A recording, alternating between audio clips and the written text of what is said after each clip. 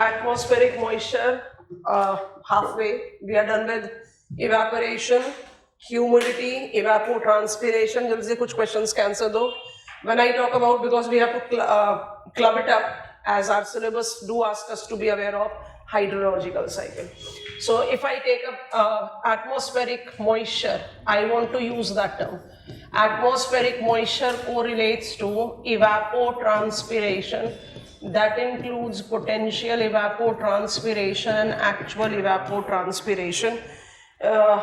Ideally, theoretically, what should be the relation that I can take between potential and actual evaporation? Potential and actual evaporation should be given what kind of relationship? Practically, Jaldi, good Chandraban. No, potential evapotranspiration is always greater than actual evapotranspiration because it believes no limit to supply of water. Is it practically feasible at any location? Humid locations. Humid locations where there is no restriction in supply of water, I can have potential evapotranspiration and actual evapotranspiration to be similar. Otherwise, actual is always less than potential evapotranspiration. Potential evapotranspiration is facilitated by prevailing air temperature and humidity. Kindly remind, which level of humidity, which measure of humidity, पहले यहाँ से शुरू करते हैं, which measure of humidity I'll be applying to judge evapotranspiration will be effective. Relative, shabash. Why will we be utilizing relative humidity? Because it gives me the understanding of distinction between saturated, unsaturated air column. If the air column is unsaturated, there will be higher rate of evapotranspiration. Evapotranspiration is a continuous process, rate varies, and the determiners of rate of evapotranspiration, 1 is temperature, 2 is humidity, 3 is wind. And if you go by textbook, what are the determiners of temperature? तो वो सारी चीजें तो हम पढ़कर ही यहाँ पर पहुंचे हैं. तो determiners of air temperature, season cycle भी होगा, sign of latitude भी होगा, वो सारी चीजें हम ऐड कर सकते हैं. If there is the requirement, मान लीजिए मुझसे ऐसा ही कुछ क्वेश्चन पूछ लिया, write short note on 10 marker question है, 150 वर्ड लिखने हैं. What are the determiners of potential evapotranspiration? फिर आप enlargement कीजिए. अगर नहीं रिक्वायरमेंट है, जस्ट रनिंग रेफरेंस में देना है, तो it is temperature and it is humidity apart from of course wind. When I talk about humidity, I will not be using specific, I'll not be using absolute, I'll be using relative. Specific humidity का measure बताइए जल्दी. What is the unit of measurement of specific humidity? Grams per kilogram. Mass of water vapor per unit mass of air, and that is the reason we utilize it for comparison. And today we'll be applying it there. Relative humidity is most utilized for weather mechanics. Specific humidity is utilized for comparison. Absolute humidity का climatological study में use थोड़ा सा कम है. क्यों? क्यों change होता है? What is absolute humidity? Mass of water vapor per unit volume of air. And air volume keeps on changing swiftly with a minor rise or descent of air. And this swift change restricts its significance in regional climatological study. Amount of water vapor present in air column is humidity. Humidity gives us the understanding of saturated, supersaturated air column. If the air column is supersaturated, definition बता दो. If the air column is supersaturated, जल्दी definition बताइए. Very good, complete करो. जब सही बोलते हो तो complete नहीं करते हो. Dew point temperature. When the air column cools below dew point temperature, it is called supersaturated. कुछ दूसरी तरह से attempt करें. थोड़ा दूसरी तरह से attempt करें. My relative humidity is more than 100%. Air column as supersaturated is one of the two prerequisites for condensation to take place. Condensation is the process of converting vapor back to liquid or solid state. I need supersaturated air column and hygroscopic nuclei. Condensation, the process, develops multiple forms or types. We are into that point right now. So condensation requires supersaturated air column. तो backward step से हमें वो मिल गया. Hygroscopic nuclei एक और role हमने दे दिया. अभी हमने atmospheric forms नहीं बताया आपको. So let me delay this statement of mine. So I'll be condensing the vapor by cooling it down. So cooling का process क्या हो सकता है? या तो contact cooling हो, या एडियाबैटिक कूलिंग हो. Contact cooling is conduction. Conduction by default will be much typical to low sun season. इसलिए when we talk about at ground forms of condensation and near ground forms of condensation, I associate it with low sun season. And cloud, atmospheric form of condensation, it is perennial. It can be developed in any season, winter, summers, irrespective of that. So forms of condensation पर हमारा study रुका था कल, वहीं से आगे बढ़ेंगे. Let me just quickly create out, इसी को shrink कर देते हैं. Now these are the terms that I am emphasizing because precipitation में ना ये terms का मतलब बहुत अलग हो जाएगा. मान लीजिए क्वेश्चन में आपसे क्वेश्चन पूछा है राइट नोट ऑन फॉर्म्स और टाइप्स ऑफ कंडेंसेशन, तो ये सिनोनिमस टर्म है. लिखोगे अल्टीमेटली क्या? Eight ground, near ground and atmospheric. But जब प्रेसिपिटेशन में फॉर्म्स पूछे या टाइप्स पूछे तो उसका मतलब बहुत अलग होता है. That is the reason I am continuously using both the terms in condensation. One part we are done with. What is form और type of condensation? Our class now continue where we paused down. We are done with at ground. और जब आप at ground आपको समझा दिया था तो साथ में ये भी बता दिया था कि जब आपसे forms of humidity पूछ ले, ब्रैकेट में यहाँ पर humidity भी लिख देते हैं, जब आपसे forms of humidity पूछेगा, forms of humidity, तो आप at ground नहीं लिखेंगे, क्योंकि at ground condensation is that form or type which is outcome of contact cooling, conduction, typical to low sun season. Here the condensed moisture do not remain suspended. It is deposited. And once it is deposited, it cannot be with air. That is the reason I cannot count it as forms of humidity. At ground condensation, if is taking place at temperature over and above freezing point of water, it is going to develop dew. अब dew और dew point बहुत अलग अलग expressions है. I don't think I need to emphasise on that. Preliminary में एक बार question पूछा हुआ है older times. What is the correct sequence of the change of water, state of water? What is the correct sequence of change of state of water among the given choices? So evaporation, dew, condensation, dew point temperature, evaporation, dew point temperature, condensation, dew. हो गया ये answer, क्योंकि dew point temperature is when I reach saturation. उसके बाद ही तो condensation होगा, condensation होगा तभी dew बनेगा. So dew is in lower latitude and lower altitude, and frost takes place when winter temperature, low sun season temperature is below freezing point. So below 0 degrees Celsius, so that is frost. It is done. Now we are talking about fog. So number 2, pointers लिख रहे हैं, इसको साथ साथ में आप copy down करते जाएंगे. नियर ग्राउंड, कल आपको फ्लो चार्ट दे दिया था, तो I am not recreating the flow chart pattern. इसको बोलते हैं फॉग. अब फॉग का डेफिनेशन से शुरू करते हैं. Why fog will be included when you will be asked to write answer on forms of condensation? Because यहाँ पर condensed moisture suspended है, deposited नहीं होता. So I'm writing definition. Fog is near surface cloud. क्योंकि cloud का reference ले रहे हैं both structurally and compositionally.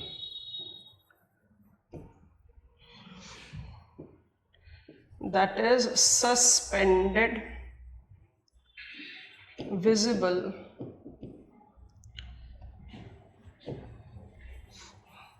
aggregates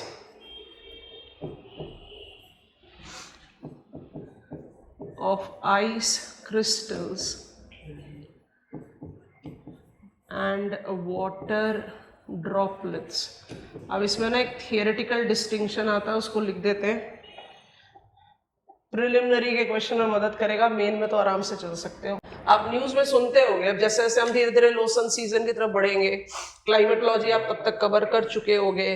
आप कोशिश करना इन सब चीजों को इनकलकेट करना, नोटिस करना. That weather report that I am going through, whether I am taking reference of All India Radio or I am taking reference of Doordarshan, the dense fog cover has been identified in Delhi and mist in Kolkata and coastal areas. Kolkata do experiences comparatively more grim winters than Mumbai. Lower latitude में चले गए ना मुंबई के साथ. How do I distinguish between fog and mist? बहुत theoretical divide है, but ध्यान से सोच कर देखते हैं. I have said structurally, yesterday I overemphasized it, I have written the definition.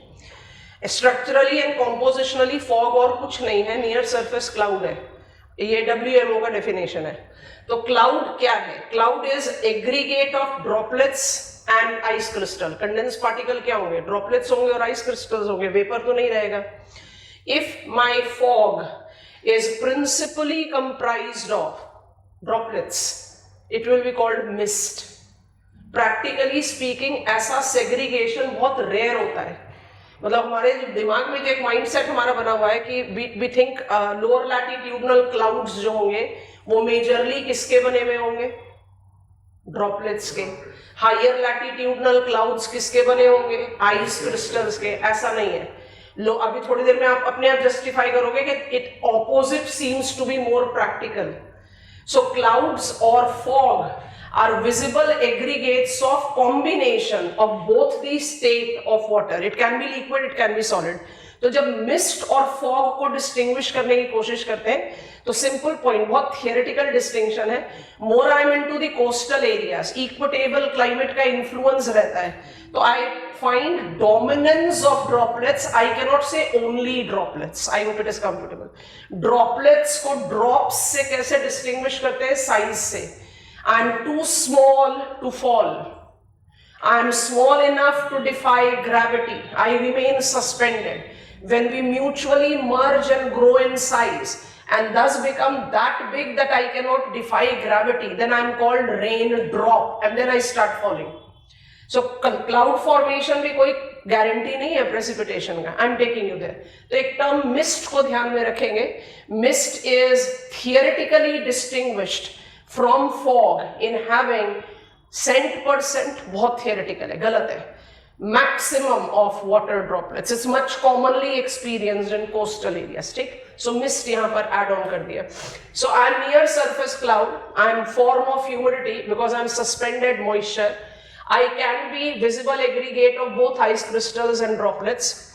It is my thickness. What will determine my thickness? Humidity levels. अगर आपका ह्यूमिडिटी लेवल बहुत हाई है, मॉइस्चर कंटेंट बहुत हाई है, तो आप किस तरह का फॉग डेवलप करेंगे? Thick, dense.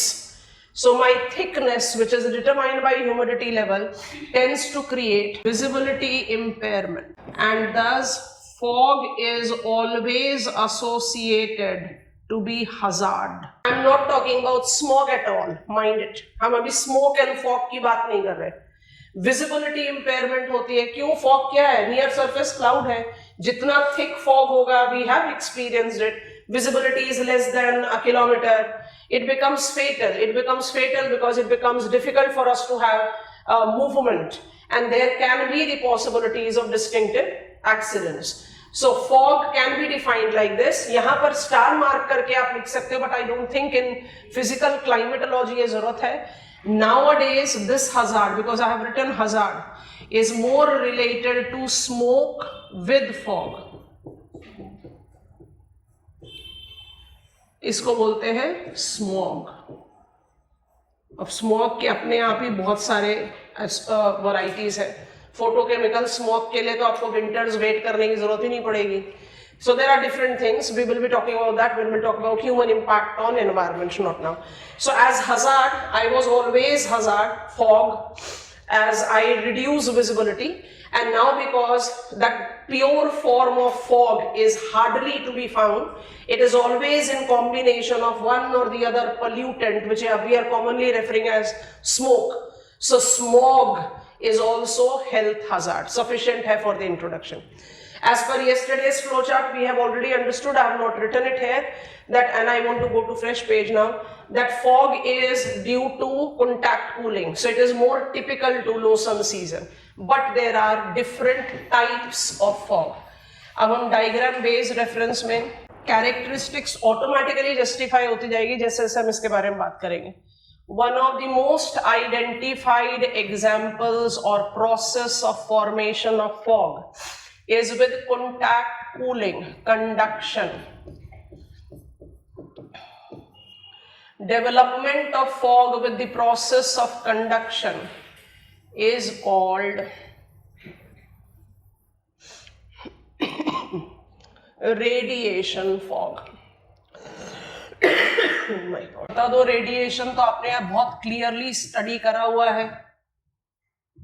Radiation we have learned what? Contact cooling. We as the ground remained in contact with cold surface, यहाँ cold level कर देते हैं. Contact cooling have made me cool below my dew point temperature. I have cooled and thereby I have condensed. I have condensed utilizing aerosols as hygroscopic nuclei. Which type of fog I have generated? It is radiation, conduction, contact fog, कोई भी आप कहे. Radiation fog is the commonest type of fog identified. But we have variants. आप example समझिए और उसके बाद लिखिए. This is cold surface. अगर यहां पर एडवेक्ट करे वार्म और मॉइस्ट एयर, वार्म भी है और मॉइस्ट भी है. मॉइस्ट चाहिए बिकॉज अगर मॉइस्ट नहीं होगा तो it will not be condensing immediately, it will take time rise. अगर वार्म मॉइस्ट एयर एडवेक्ट करे, advection is very clearly horizontal movement of air and thus due to process of conduction fog create हो जाए. इसको कौन सा fog बोलते हैं? Advection. ये तो बड़ा ही contradicting type of combination है. Can you suggest me the location with your knowledge of climate so far? Which will be? This is common. I'll develop it in Delhi. I'll develop it in New York City. इसके लिए जगह बताओ. Which location do you think I'll be experiencing advection fog? ये contradicting नहीं लग रहा? Warm, cold में जा रहा है. Cold का मतलब क्या होता है? Low temperature, high pressure. Wind तो high pressure पर जा ही नहीं सकता. Contradicting type का combination लग रहा है ना? But is it applicable on part of map of world? Yes. कहाँ पर? Europe, warm westerlies passing through North Atlantic drift, European plain during winter. समझ में आ रहा है कि नहीं? Excellent location of advection fog. Advection fog is typical to European plain. यहाँ पर आप local temperature difference को planetary wind के साथ associate करें. इसी context में we can create out 2 additional types of fog. ये सारे varieties demand of the question पर डिसाइड होगा कि आप लिखोगे कि नहीं. हो सकता है आपको सिर्फ टच करके आगे बढ़ जाना पड़े. फॉग का फॉर्मेशन कैरेक्टरिस्टिक सब सेम है. What is the way it is formed are the is the base on which we classify fog. So I am right now constructing quick diagrams. के बाद आपको दोबारा से एक बार रिपीट कर देंगे. This is my mountain slope and this is my front.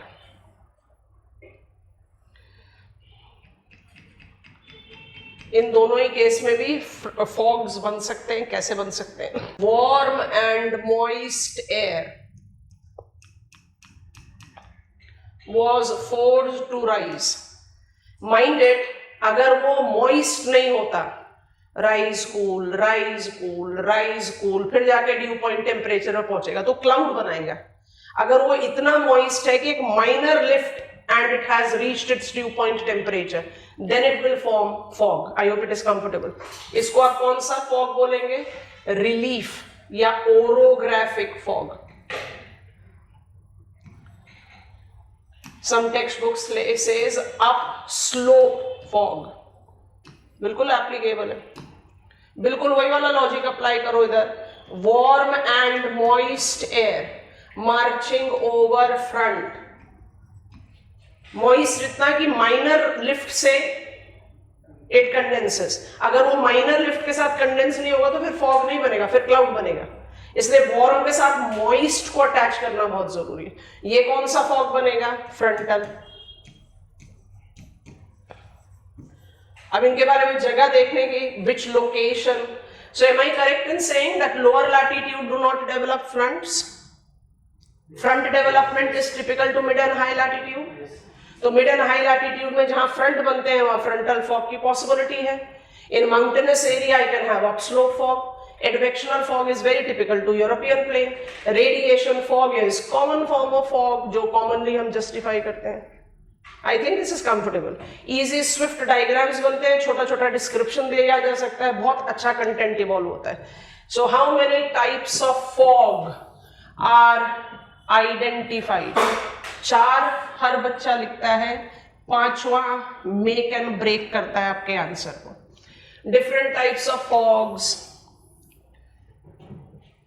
in accordance to location and involved mechanism. Fog is near surface cloud. How it is formed? Process of conduction. It will be radiation fog. Process of advection. It will be advection fog. Upliftment due to orography. It will be upslope fog. Upliftment because of front. It will be frontal fog. इसमें number 1 को हमेशा number 1 पर रहने देना और जो हम number 5 add कर रहे हैं उसको हमेशा नंबर 5 पर रहने देना. बाकी सारे नंबर को आप किसी भी सीक्वेंस में डाल सकते हैं. नंबर 5 कभी भी नंबर 1 नहीं होगा, रेयरेस्ट फॉर्मेशन है. और ये रेयरेस्ट फॉर्मेशन हमने जहां तक अपनी स्टडी की है एटमॉस्फेरिक मॉइस्चर की, उसको भी थोड़ा सा मोल्ड करता है. So and that is the reason I have taken front towards end. एक और type of fog and it's mention in our NCERT also, but it is rare of the rarest of the rare occurrence है, इसलिए इसको लिखेंगे एकदम and में. कभी भी इसको सेंटर स्टेज मत दे देना अपने आंसर में, पर इसको छोड़ना बिल्कुल भी मत. इसको क्या बोलते हैं, हम सारे पॉइंटर्स क्रिएट कर रहे हैं, आप इसको लिखते जाइए. Star mark, rarely formed, popularly called as Arctic smoke,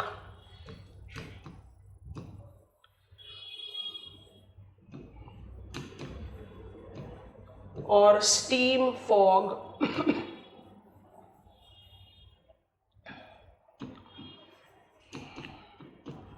is developed when frontal precipitation adds vapor to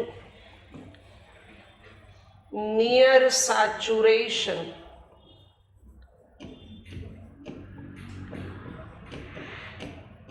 cold moist air.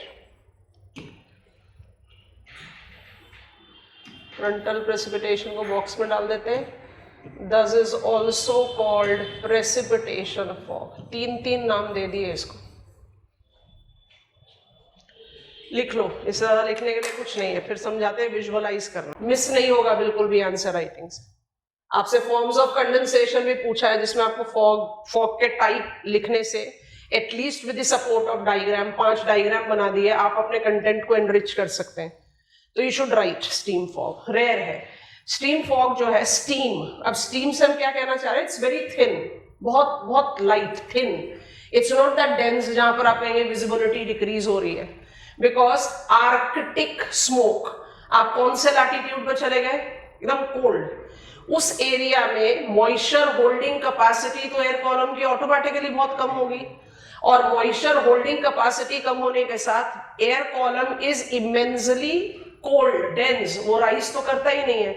यहां पर कोई भी मैकेनिज्म जो अपलिफ्टमेंट राइजिंग देगा वो फ्रंटल होगा.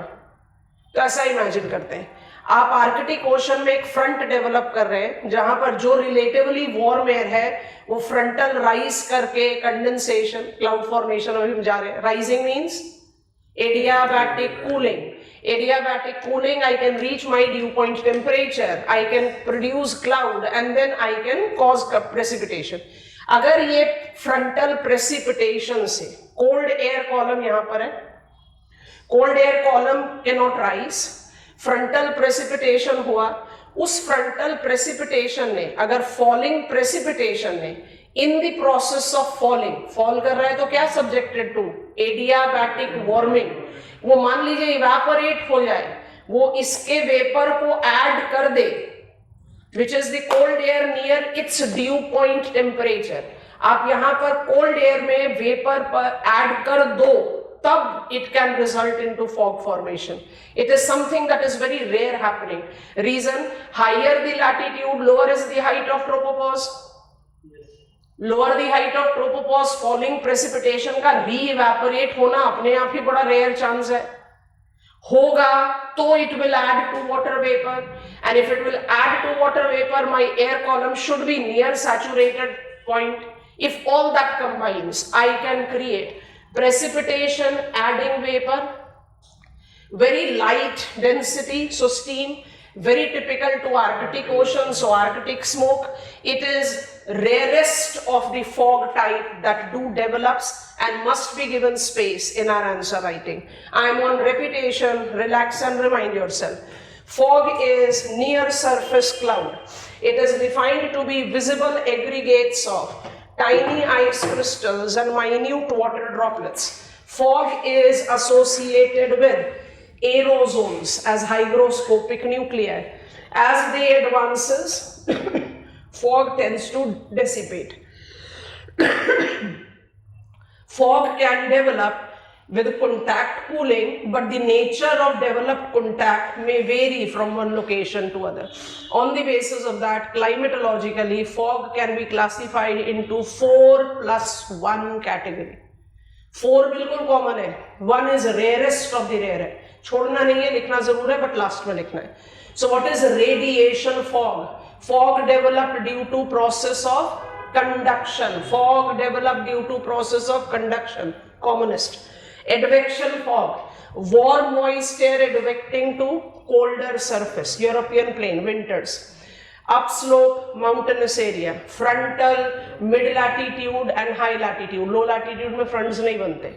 And Arctic smoke, precipitation fog or steam fog. They are basically the rarest occurrence where moist air column, cold and moist air column near its dew point temperature, when is added with water vapor sourced from precipitation, frontal precipitation. I think it is comfortable. ये हो गए fog के type, and every fog type is associated with visibility impairment, and that is the reason is hazard. Presently, fog is always associated as smog, so it is also health hazard. Fog visibility impairment करता है, visible aggregate of crystals and droplets दोनों हैं. अगर droplets dominant हो जाए तो we do call it mist. I think this is done. अब आ गए हम commonest form. कल का फ्लो चार्ट देखो, नाम क्या है? Atmospheric. Atmospheric form of condensation. Process क्या है? Adiabatic cooling. नाम क्या है? Cloud. डेफिनेशन दे चुके हैं, फिर भी लिख रहे हैं. ध्यान से जो कुछ लिख रहे हैं करते जाओ, समझते जाओ, उसके बाद फिर कॉपी करेंगे. Clouds,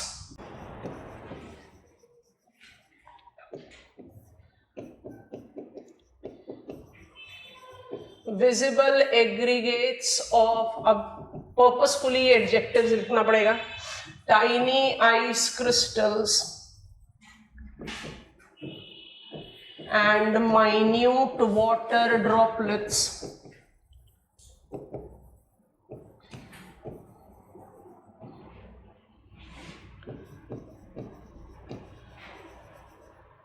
Commonest form or type of condensation.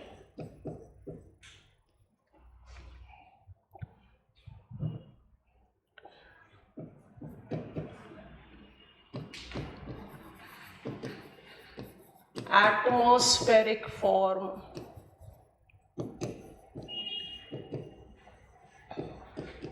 Prerequisite for precipitation, जो हमारा next step रहेगा. Classified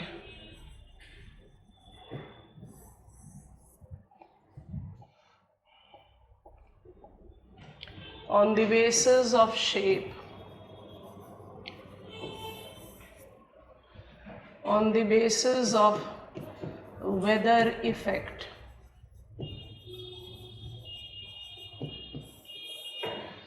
and on the basis of altitude or height.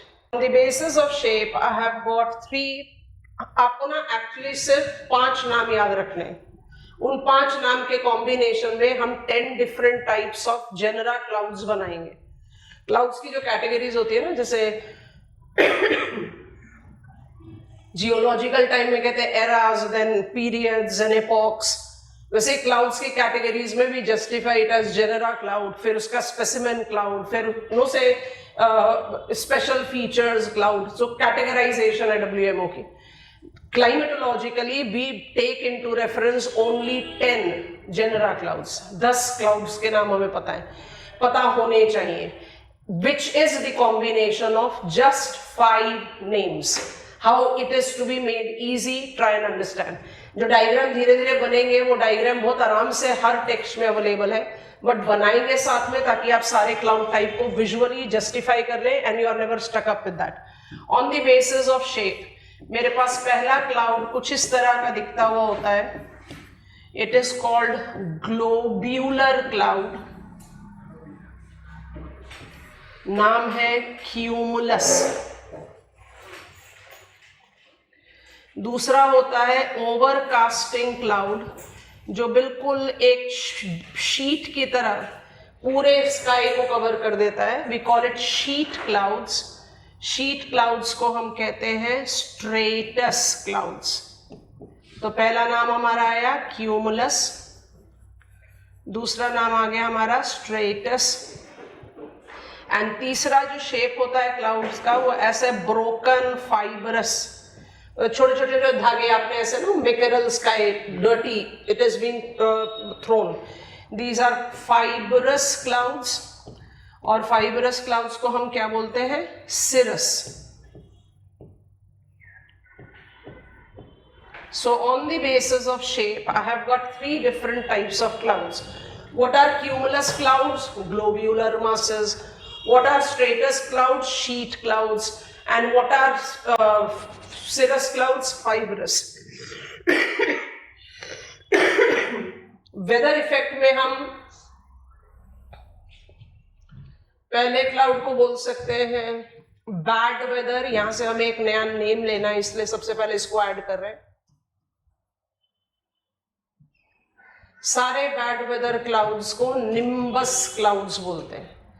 अभी हम मॉइस्चर को पिकअप करके आगे बढ़ेंगे, फिर भी कोशिश करो, अगर मुझे आपको डिफाइन करना पड़े what will be the definition of bad weather, तो क्या आएगा आपके दिमाग में? बैड वेदर क्या होगा? बैड वेदर का मतलब क्या होगा? सिर्फ डार्क क्लाउड बैड वेदर होता है? Something violent, strong wind, strong lightning, thundering, heavy precipitation. Bad weather मतलब something which is extremely turbulent. There's cyclonic circulation, tornadoes, cloud burst, bad weather, turbulent.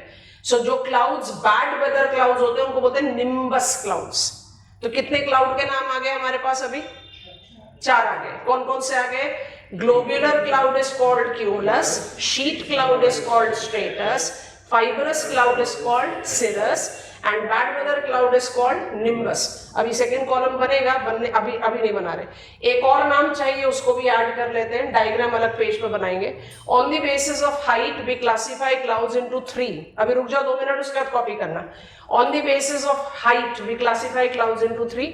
यहाँ पर भी 3 कैटेगरीज है. बैड वेदर लिख दिया, nimbus नाम चाहिए था, फेयर वेदर, ग्रैंडमदर स्टोरीज भी तो यही बताती है ना कि क्लाउड का कलर अगर डार्क है तो बारिश होगी, अगर लाइट कलर क्लाउड्स है तो बारिश नहीं होगी. Because clouds are visible aggregates of droplets and ice crystals that can defy gravity.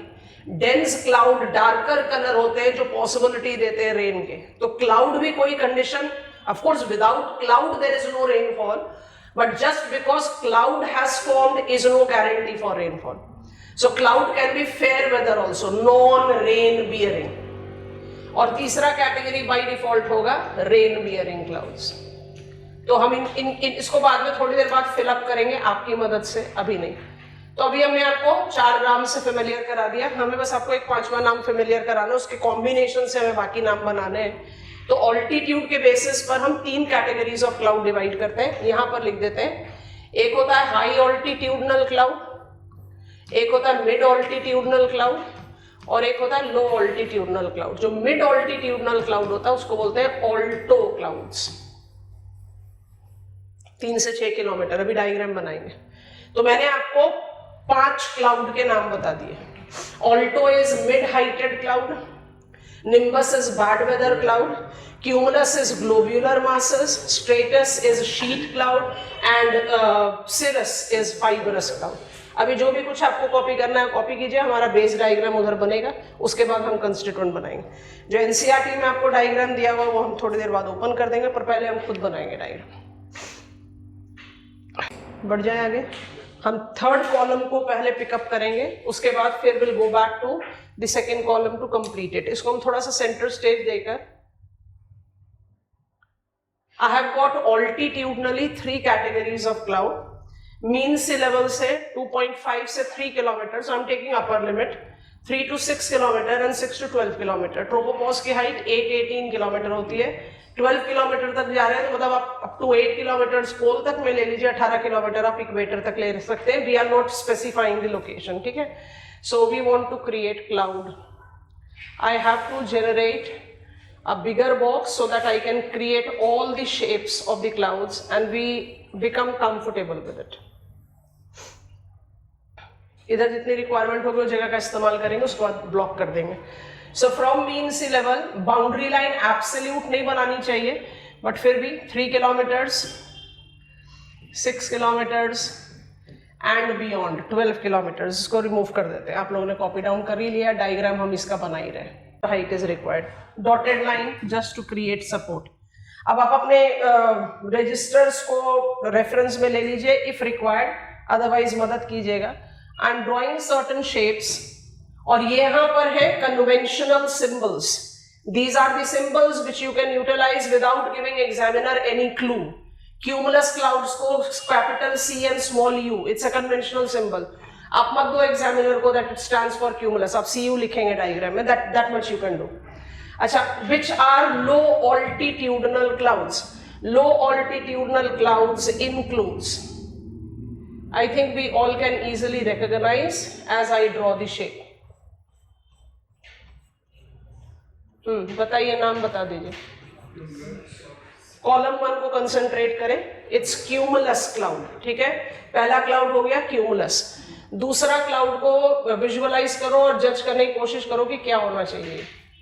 ये ग्लोब्यूलर मास है जो पूरे स्काई को ओवरकास्ट कर रहे हैं।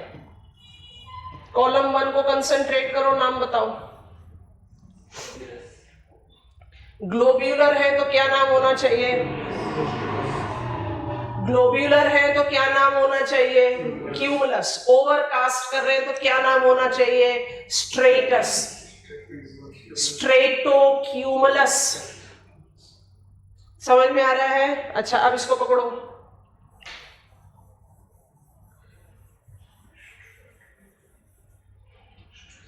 स्ट्रेटस, पहले कॉलम से 3 नाम डिराइव कर लिए। 1 क्यूमुलस, 2 स्ट्रेटस, 3 स्ट्रेटोक्यूमुलस, ठीक है। What is the name of bad weather cloud? What is the name of bad weather cloud? Symbol डाल देते हैं। This is cumulus, this is stratocumulus, this is stratus. ये 3 क्लाउड तो पहचान में आ गए। अब I have the cloud which has got its base in low altitude and can have its anvil top at the top. This towering cloud is called cumulonimbus. Symbol जाता है C and B। Cumulonimbus cloud को लो altitudinal cloud count करते हैं। क्यों करते हैं अभी कुछ मिनट में, थोड़ी देर बाद समझ में आएगा। It is the cloud that has got towering height, और इसका जो एलिवेशन है वो 12 किलोमीटर से ऊंचा भी हो सकता है। Bad weather cloud, cumulonimbus. और बिल्कुल उसी के एसोसिएशन में बहुत डेंस, मतलब जितना आप इसको डेंस करना चाहे उतना डेंस कर दीजिए, thick sheet of cloud. And what is this cloud called? Nimbostratus. 5 low altitudinal cloud. हमारे पास कॉलम 1 अभी दिख नहीं रहा, अभी श्रिंक कर देंगे तो दिख जाएगा। आप अपना कॉलम 1 देखो। कॉलम 1 से हमने 3 नाम डिराइव कर लिए, 2 तो लिखे हुए हैं। Cumulus cloud is low altitudinal, stratus cloud is low altitudinal, stratocumulus cloud is low altitudinal, and both nimbus clouds are low altitudinal. Nimbus cloud कौन से 2 हो गए? फिर से cumulus और stratus को nimbus से मिला दिया। Cumulonimbus and nimbostratus, बात समझ में आ गई? चलो, मिड ऑल्टीट्यूडनल क्लाउड के लिए आपको एक नाम दिया है, जल्दी नाम बताइए। मिड ऑल्टीट्यूडनल क्लाउड को क्या बोलते हैं? Alto clouds. शेप बना रहे हैं, नाम कोशिश करना बताने की। कौन से क्लाउड होंगे ये? Alto cumulus. आसान, इससे आसान कोई टॉपिक हो ही नहीं सकता। थोड़ा सा थिन शीट, फाइबर नहीं बनाएंगे गड़बड़ हो जाएगा। थोड़ा सा थिन शीट मतलब it's not that dense sheet जैसा बॉटम में मिलता है। कैसे, कौन सा क्लाउड होना चाहिए? ऑल्टोस्ट्रेटस। कौन सी कैटेगरी ऑफ क्लाउड है जिसको टच ही नहीं करा कॉलम 1 में? कौन सी कैटेगरी ऑफ क्लाउड है कॉलम 1 में जिसको टच ही नहीं करा हमने? सिरस। सिरस फैमिली को टच ही नहीं करा हमने अभी तक नहीं करा। अब जरा सिरस फैमिली को टच करते हैं। हाई ऑल्टीट्यूड पर आ गए। हाई ऑल्टीट्यूड पे पहुंचे तो पहला क्लाउड बनाया broken fibrous but with the globular dimension. नाम बनाने की कोशिश करो, शाबाश। सिरोक्यूमुलस। थिन फाइबरस क्लाउड्स, सिरस। और इतना थिन शीट कि हम ड्रॉ ही नहीं कर रहे हैं, इतना थिन शीट कि आपको आर्क ऑफ लाइट दिखाई देती है। आपने कई बार देखा होगा इतना लाइट शीट ऑफ क्लाउड है कि सन सेंटर में हिडन है बट उसका आर्क ऑफ लाइट दिखता है, या मून का आर्क ऑफ लाइट दिखता है। ये आर्क ऑफ लाइट को बोलते हैं हेलो, HALO। आपके हिसाब से कौन सा क्लाउड होना चाहिए?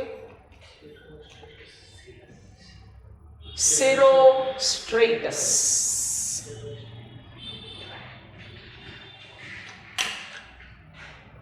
अब जो हमने इमेज खोल रखा है जो एनसीईआरटी में है वो दिखाते हैं आपको, 1 मिनट के लिए। Low altitudinal clouds includes cumulus, stratus, stratocumulus, nimbostratus, cumulonimbus.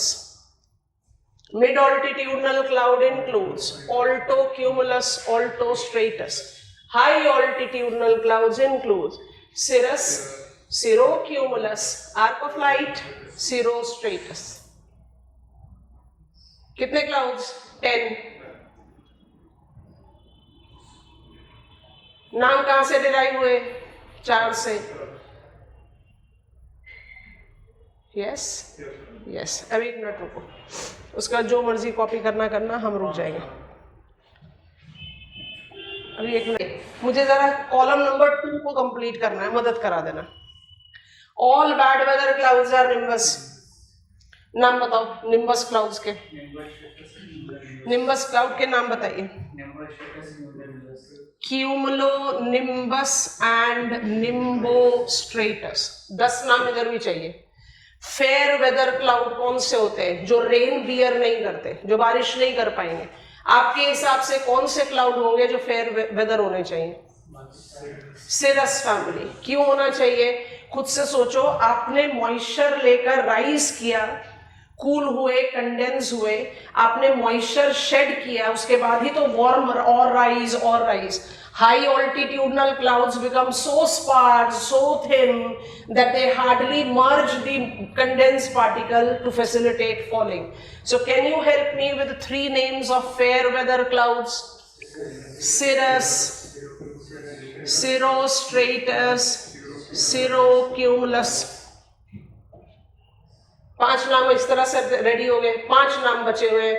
कौन से क्लाउड्स हैं जो रेन बियरिंग होंगे? हो भी सकते हैं, नहीं भी हो सकते, बट बैड वेदर नहीं होंगे, और फेयर वेदर हो सकते हैं, रेन बियरिंग हो सकते हैं, मतलब बोथ दी कैटेगरीज। नाम बताइए। सीक्वेंशियली शुरू करो, बॉटम से शुरू करो, मिड से शुरू करो, क्योंकि हाई ऑल्टीट्यूडनल तो आउट हो गया रेडार से। चलिए शुरू करें। Cumulus, stratus, stratocumulus, altocumulus and altostratus. समझ में आ गया? ऐसे 10 नाम याद रखो, ऐसे 10 नाम याद रखो, ये 10 नाम याद रहने पड़ेंगे। Now whatsoever is to be copied down, please do that. There are 10 genera clouds to be utilized by us. Visible aggregates, commonest form or type of condensation, prerequisite for cloud for precipitation. अभी हम आपको एक case study करके बताएंगे cumulonimbus cloud का। वो हमारे study का स्टेप नेक्स्ट देने में ब्रिज का काम करेगा। And then I'll ask a question from all of you. I think you will be in the position of answering it.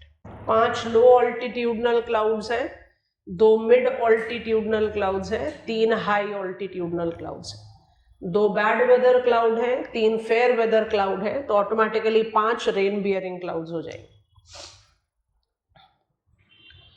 Shape के बेसिस पे 3 ही तरह के क्लाउड्स हैं, cumulus, stratus and cirrus. Symbols used here are conventional symbols. They can easily be utilized without giving examiner any lead. आ गया, clouds हमें समझ में आ गया। अभी हम क्लाउड में 1 मिनट के बाद दोबारा से जाएंगे, पर हम एक स्टेप फॉरवर्ड ले रहे हैं, ठीक है? Okay, we are done with condensation, though not complete. एक बड़ा एलिमेंट्री सा क्वेश्चन होता है प्रिलिमिनरी में, खासतौर पर उसकी पॉसिबिलिटी है। अभी मुझे पता है there are 3 mid altitudinal clouds are 2 and 5 are low altitudinal, but कई बार ऐसा क्वेश्चन भी पूछा जा सकता है, what is the correct order, increasing order of height of these 5 clouds. हमने तो पढ़ा कि ये 5 क्लाउड लो ऑल्टीट्यूडनल है। अब एग्जामिनर ने आपको यही बता दिया कि इन्हीं 5 में से सेलेक्ट करो कि सबसे लोएस्ट ऑल्टीट्यूडनल कौन सा होगा, तो आप किस रैशनल के साथ उसको सेलेक्ट करेंगे। अभी कुछ मिनट के समय के बाद आप कुछ और समझते हैं, then we'll be in the position of answering that question. So I'll come back to it again. I'm proceeding further. We are learning condensation and condensation paves way to precipitation. तो माइंडसेट ये है कि cloud form हो गया तो precipitation होगा, but ऐसा नहीं होता। Within cloud there is rain drop forming process that marks its application. And that rain drop forming process को हम समझ रहे हैं, उसको समझते हुए there are some more terms that we have to be comfortable with.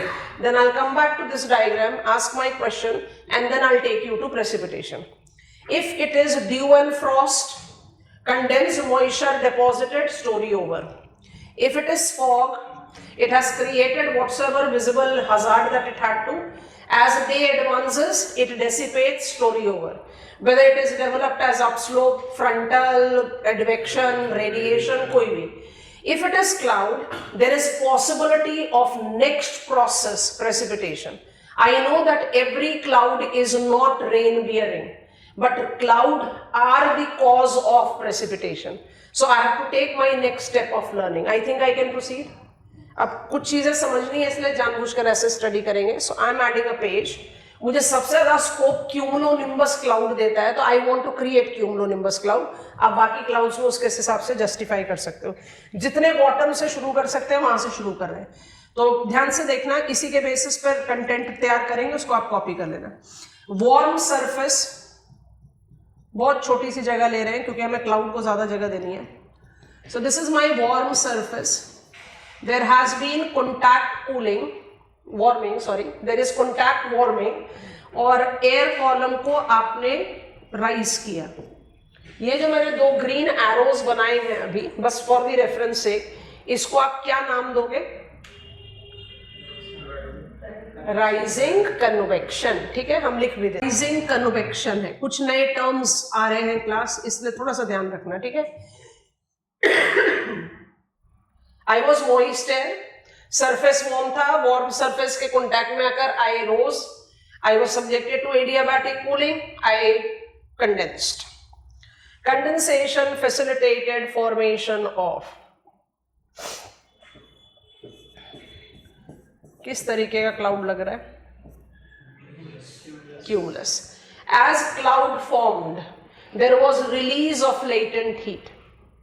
This release of latent heat provided me energy and I attempted to grow further in my height. अब हम इस प्रोसेस को बोलते जा रहे हैं और रेपिटेशन में डालते जा रहे हैं. कलर एरोज का अलग बनाना चाहते हैं इसलिए, so I just want to take it like this. Release of latent heat of condensation. Let me just use different color ताकि दिखाई दे बहुत आराम से. Release of latent heat of condensation can make this cloud continuously grow upward. ठीक है? I want to create few upward movements. So let me just apply growth of the cloud, and the cloud can continue to grow. Continue to grow. अब इसके beyond scope नहीं है, जा भी नहीं रहे. Are you noticing which type of cloud I have developed? I have developed cumulonimbus cloud. So what exactly I have to conclude? Point 1. If warm moist air is subjected to rise, its moisture content can facilitate multiple levels of condensation, releasing multiple time dew, latent heat, and that will facilitate vertical growth of cloud. Nutshell, every cumulus cloud don't grow to become cumulonimbus, but every cumulonimbus cloud originally was a cumulus cloud. What is the mechanism that can convert a cumulus cloud to be a cumulonimbus cloud? Yellow arrows in our figure. It is updrafts. Sequential updrafts. Updrafts are different from rising convection. Rising convection का definition दो. On vertical movement of air, rising movement of air is called convection, rising convection. What is updraft? Movement within cloud. What facilitates updraft? Release of latent heat. What will facilitate multiple episode of release of latent heat? Moisture content. Which air column will have that amount of moisture कि वो इतने level पर latent heat release कर सकेगी? अरे किस air column का, what will be the characteristics of air column जो डिसाइड करेगा कि उसके पास इतना मॉइस्चर है कि वो इतने लेवल का लेटेंट हीट रिलीज कर सकता है? Warm, high temperature. समझ में आ गया? ये है अपड्राफ्ट एंड राइजिंग कन्वेक्शन, दोनों में डिफरेंस क्लियर हो गया. ठीक है. एवरी क्लाउड, ये मेरा क्यूमुलोनिम्बस क्लाउड बन गया. We have understood it. We have also understood that every cumulonimbus cloud to begin with was a cumulus cloud. Stages of thunderstorms हैं, हम eventually पढ़ेंगे. Thunderstorms are one of the important examples of disturbing weather conditions. आ रहे हैं धीरे धीरे वहां पर. अच्छा, clouds are visible aggregates of tiny ice crystals and minute water droplets. तो जब आप क्लाउड में रेन ड्रॉप फॉर्मिंग प्रोसेस की बात करते हैं तो हमारे दिमाग में क्या आता है? मैक्सिमम जो present day map of the world है उसको हम पिछले 1 मिलियन ईयर्स से जज कर रहे हैं. प्लैनेट अर्थ में पिछले 1 मिलियन ईयर्स से maximum land mass is in mid and low latitude. इसलिए which is the commonest form of precipitation? Rainfall. Snowfall कहां पर होगा? मिड लैटिट्यूड में विंटर्स में होगा, हाई लैटिट्यूड में होगा, फ्रोजन फॉर्म है. रेनफॉल कॉमन है. रेनफॉल कॉमन होने की वजह से हम लोग के दिमाग में क्या है? क्लाउड्स जो हैं वो ज्यादातर वाटर से बने हुए, ड्रॉपलेट्स से, क्रिस्टल्स से नहीं. But that is a myth. Cloud is combination of both droplets and crystals. और क्लाउड में जो क्रिस्टल्स हैं, अब हम प्रोसेस थोड़ी देर बाद समझा रहे हैं. एक सेट ऑफ एरो और डेवलप करना है. मान लीजिए एक सिंपली एक या दो ही क्रिस्टल ड्रॉ कर रहे हैं. एक या दो क्रिस्टल्स को आपने साइज में ग्रो करना शुरू कर दिया. कुछ पॉइंट प्रूफ करना है, ध्यान से सुनेंगे. It is growing in size. How does it grow? I am just coming on to rain drop forming process. It has sufficiently grown in size. Now can not defy gravity and will start falling. Fall करेगा उस हाइट से तो automatically within cloud fall करेगा। और जब ये with in cloud fall कर रहा है तो विद इन क्लाउड फॉल करने के लिए इसको हम अगेन कुछ एरोज ड्रॉ कर देते हैं, उसके बाद इसको लेबल करेंगे। आप जरा हेल्प करो कि आप इसको क्या नाम दे सकते हैं। शाबाश। इसको आप कहेंगे डाउन ड्राफ्ट, इसको आप प्रेसिपिटेशन नहीं बोलेंगे। प्रेसिपिटेशन कब होगा? when it is falling from the base of the cloud। जब rise within cloud है तो अप ड्राफ्ट है, fall within cloud है तो डाउन ड्राफ्ट है। अब थोड़ा सोच कर देखो, हम जानबूझकर वेरिएबल एडजेक्टिव्स अप्लाई करते हैं यहां पर। Let me use this. मेरा एक्सपोनेंशियली बिग साइज क्रिस्टल्स है, डाउन ड्राफ्ट की वजह से it has been subjected to adiabatic warming,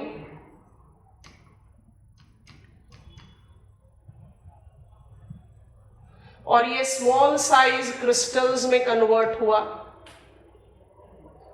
अभी भी ये ग्रेविटी को डिफाइन नहीं कर पा रहा है तो गिरता चला जाएगा, फिर वो एडियाबैटिक वार्मिंग एक्सपीरियंस करेगा। तो बिग साइज से वो हो गया था स्मॉल साइज। एडियाबैटिक वार्मिंग की वजह से क्या हो गया? Continues to fall. क्या हो जाएगा? To fall from the base of the cloud. अगर क्लाउड में सिर्फ रेन ड्रॉप ही होते, जैसा हमारा नॉर्मल माइंडसेट होता है, ये टावरिंग क्लाउड लो लैटिट्यूड में बनेगा। True false? Lower latitude higher temperature, more specific humidity, more latent heat release. तो लो लैटिट्यूड में ज्यादा टावरिंग क्लाउड्स बनेंगे। अगर इतने टावरिंग क्लाउड्स में हमारी विजुअल अपील के हिसाब से सिर्फ रेन ड्रॉप हो तो आप सोचो ना कि maximum of precipitation will get reevaporated. तो लोअर लैटिट्यूड में तो अमाउंट ऑफ प्रेसिपिटेशन कम होना चाहिए। इक्वेटोरियल रीजन में 300 सेंटीमीटर्स ऑफ एनुअल प्रेसिपिटेशन है। I hope it is comfortable. So what we are trying to do is that we are trying to understand cloud formation is prerequisite to the process of precipitation. But precipitation process evolves within cloud. उसको कहते हैं rain drop forming process. Rain drop forming process के दो approaches हैं, दोनों approaches मुझे पता होना चाहिए। Before beginning to understand those rain drop forming process, I have made you comfortable with two set of terms, updraft and downdraft, that is the movement within cloud, and rising convection and precipitation. Precipitation is falling of moisture from the base of the cloud. It is facilitated by downdraft, but it is not downdraft. Updraft can be facilitated by rising convection, but it is not rising convection. I think ये सब clear है यहाँ तक। ये base वाला diagram एक corner of the page में copy down करेंगे और उसके साथ साथ ये कंटेंट लिखेंगे। पूरा ही लिख दो, rain drop forming process.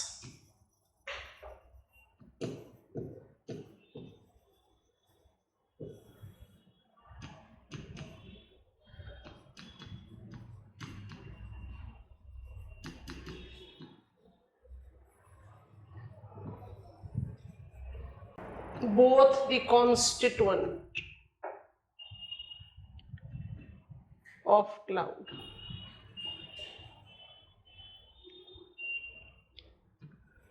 droplets, crystals,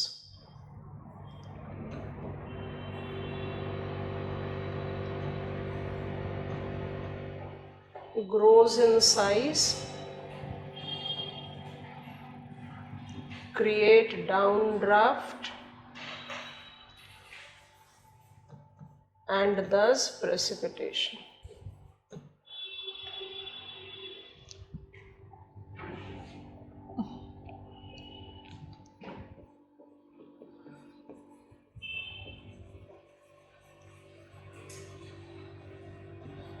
Bergeron process.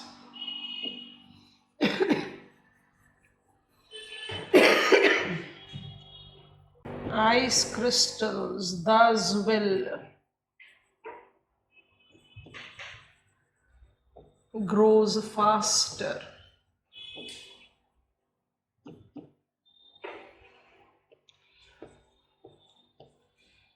sources maximum of precipitation.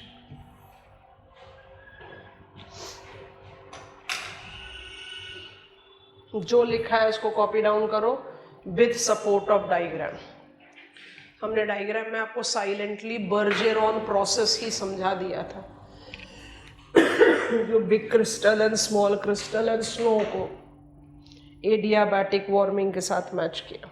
अब बिल्कुल पेन ड्रॉप करके डायग्राम आपके सामने है, कंटेंट लिखा हुआ है, थोड़ा ध्यान से विजुअलाइज करो, फिर I will go back to our diagram of clouds and I ask a question. Raindrop forming process is the formation of raindrop that takes place within clouds. Every cloud, आपने 10 cloud पढ़े सारे clouds में। When I take reference of raindrop forming process, there are two approaches, two processes that are given recognition. एक को बोलते हैं collision coalescence, एक को बोलते हैं Bergeron process. Collision coalescence सबसे आसान तरीके से कैसे विजुअलाइज करेंगे?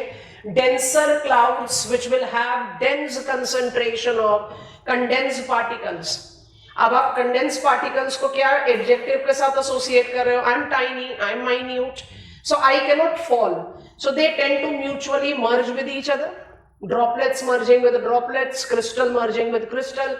They continuously grow in size. Once they grow in size sufficient enough not to defy gravity, they start falling, and this is how precipitation takes place. मतलब जो mutual merger वाली बात है, mutually merging, ice crystal with ice crystal and water droplets with water droplets, that mutual merger और collision coalescence process is applied to both the constituents of the cloud. कोई भी process को हम rule out नहीं कर रहे, दोनों process को हम लेकर चल रहे हैं। Bergeron was the scholar who said कि वेपर प्रेशर जो आइस क्रिस्टल में है वो कम है, मतलब ऐसा समझो कि आइस क्रिस्टल जो है वो ज्यादा अट्रैक्टिव है कंपेयर्ड टू ड्रॉपलेट्स। क्लाउड में जो दो कंडेंस्ड पार्टिकल्स हैं उसमें जो आइस क्रिस्टल है वो ज्यादा अट्रैक्टिव है, उसका वेपर प्रेशर कम है देन दी ड्रॉपलेट्स। तो जो वेपर प्रेशर कम है आइस क्रिस्टल में, तो आइस क्रिस्टल एक एडिशनल प्रोसेस से बढ़ता है। क्लाउड में जो अभी भी वेपर है जो कंडेंस नहीं हुआ, वो सीधा का सीधा क्रिस्टल पर जाकर कंडेंस हो रहा है। क्यों जा रहा है क्रिस्टल पर? Because crystal has lower vapour pressure and is more attractive. तो जब आप वेपर को डायरेक्ट सॉलिड स्टेट में कन्वर्ट करेंगे तो सब्लिमेशन का ऑपोजिट हो गया, उसको डिपोजिशन बोलते हैं। मतलब आपने वेपर को डायरेक्ट गैसियस स्टेट से सॉलिड स्टेट में कन्वर्ट किया। Bergeron raindrop forming process is based on the fact that ice crystals have got lesser vapor pressure than droplets. Thus, in any given cloud, droplets are growing by only one process, mutual merger, collision and coalescence, and ice crystals are growing with twin processes, mutual merger and deposition. कौन सा constituent है जो सबसे जल्दी से बढ़ेगा? फिर crystals.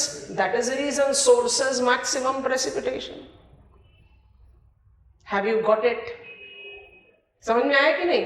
So when I take reference of this diagram, क्योंकि टावरिंग क्लाउड बनाने में ज्यादा जगह मिलेगी ना एडियाबैटिक वार्मिंग की, तो आप इसी क्लाउड से जस्टिफाई करो कि हम ऐसे क्लाउड को इमेजिन कर रहे हैं जिसमें multiple level of latent heat release हुआ है। कितना वार्म एयर कॉलम होगा? वो लो लैटिट्यूड पर ही हो सकता है। उस लो लैटिट्यूड पर भी मैक्सिमम रेनफॉल किसके थ्रू सोर्स हुआ? Growth of ice crystals. क्योंकि अगर इस प्रोसेस की जगह आप ड्रॉपलेट्स को डाल देते हो तो मैक्सिमम तो इवेपोरेट हो जाएगा। I hope you are understanding. So within cloud there are two processes that are applicable that facilitates raindrop. एक को कहते हैं म्यूचुअल मर्जर अप्रोच को कहते हैं कोलिजन कोलिसेंस, और एक को कहते हैं बर्जेरॉन। दोनों को कंबाइन कर दो। Ice crystals are growing with two processes, droplets are growing with one process. So which constituent of clouds will be growing much faster than the other? Crystals. That is the reason maximum source of precipitation. अब इस diagram का base को याद करें हम थोड़ा सा rise होते ही कंडेंस कर गए थे क्योंकि हमारे पास मॉइस्चर बहुत ज्यादा था, मॉइस्चर बहुत ज्यादा था इसलिए मल्टीपल अपड्राफ्ट को सोर्स किया, ठीक है, before I take you to precipitation. अगर अब हम आपसे ये सवाल पूछें कि ये जो आपके 10 क्लाउड हैं, आपने इनको अरेंज तो कर दिया, this is my low, this is my mid, this is my high. अगर आपसे एक क्वेश्चन पूछें कि भाई इनको भी अरेंज करो सीक्वेंशियली, सबसे लोएस्ट ऑल्टीट्यूडनल क्लाउड कौन सा होना चाहिए? क्यूमुलोनिम्बस। क्यों सबसे नीचे बन रहा है? क्यों बन रहा है? वही तो क्वेश्चन है। उसके पास कितना मॉइस्चर है कि उसने इतना टावरिंग क्लाउड तैयार किया है, इसका मतलब माइनर अपलिफ्टमेंट के साथ ही उसको कंडेंस हो जाना चाहिए। तो निम्बस क्लाउड्स को आप बॉटम में रखिए, जो क्यूमुलस क्लाउड्स हैं उनको हमेशा बॉटम पर पहला प्रायोरिटी देंगे, क्यूमुलस, क्योंकि क्यूमुलस किस तरह के क्लाउड है? टावरिंग, ठीक है। अब ऐसे शुरू करते हैं, which will be the lowest altitudinal cloud? Cumulonimbus, followed on by nimbostratus, bad weather है ना, followed on by cumulus, followed on by stratocumulus, followed on by stratus। Alto पर आ जाओ, ऑल्टो क्यूमुलस, फिर ऑल्टो स्ट्रेटस। आप देख रहे हो हमने थोड़ा सा उस सीक्वेंस में रखा है अपने डायग्राम को। अब हाई में आ जाओ, पहले सिरो क्यूमुलस, फिर सिरस, फिर सिरो स्ट्रेटस, क्योंकि स्ट्रेटस हो जाता है sheet cloud. I hope you have understood all. Some of the textbooks, older print of NCERT says clouds can also be called clouds with vertical extension. हमने उसका कोई separate category नहीं बनाया। Vertical extension का cloud को truly match करता है सिर्फ cumulonimbus cloud। ज्यादा stretch pull करोगे तो cumulus को ले सकते हो, ठीक है। Okay, clouds are visible aggregates of tiny ice crystals and minute water droplets classified into 10 genera categories. These clouds are prerequisite for precipitation but do not guarantee so, because every cloud marks implication of raindrop forming process. Raindrop forming process climatologically incorporate collision coalescence and Bergeron process. Applying these processes, we conclude that ice crystals tends to grow both due to mutual merger as well as deposition having lower vapor pressure, and thus most of the clouds facilitating precipitation is having the source of precipitation coming from ice crystals rather than droplets. I am all set to begin with precipitation. Are you giving me go ahead?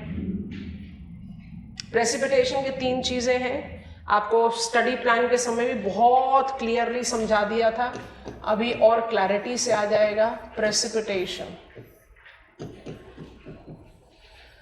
Falling of moisture from base of cloud. Examiner ने forms पूछा है, examiner ने types पूछा है, answer बिल्कुल अलग जाएगा। और डिस्ट्रीब्यूशन भी है, स्टडी प्लान में रिकॉल करो, डिस्ट्रीब्यूशन जाएगा आफ्टर कोपेन्स क्लासिफिकेशन। अभी तो मुझे वेदर मैकेनिज्म पता ही नहीं है कहां से डिस्ट्रीब्यूशन ऑफ प्रेसिपिटेशन पढ़ेंगे। Okay, what is forms of precipitation? State of moisture,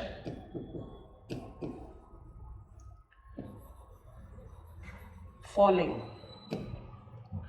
So we have it as rain,